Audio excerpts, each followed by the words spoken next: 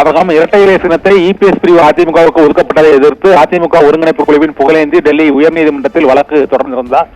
ஒரு பிரிவினருக்கு மட்டும் அந்த சின்னத்தை ஒதுக்கீடு செய்வது செல்லாது என்று அறிவிக்க கோரி தேர்தல் ஆணையத்துக்கு உத்தரவிட வேண்டும் என்று வழக்கு தாக்கல் செய்திருந்தார்.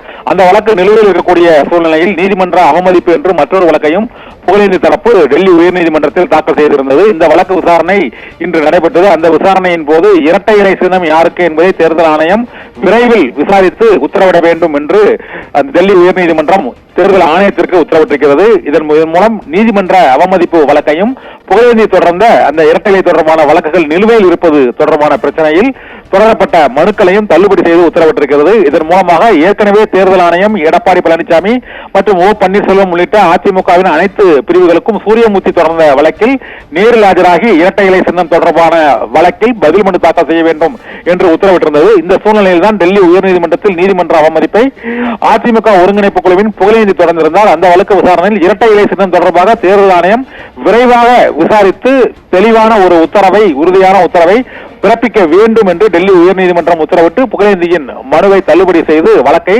முடித்து வைத்திருக்கிறது. ஆபிரகாம், தகவலுக்கு நன்றி கண்ணன்.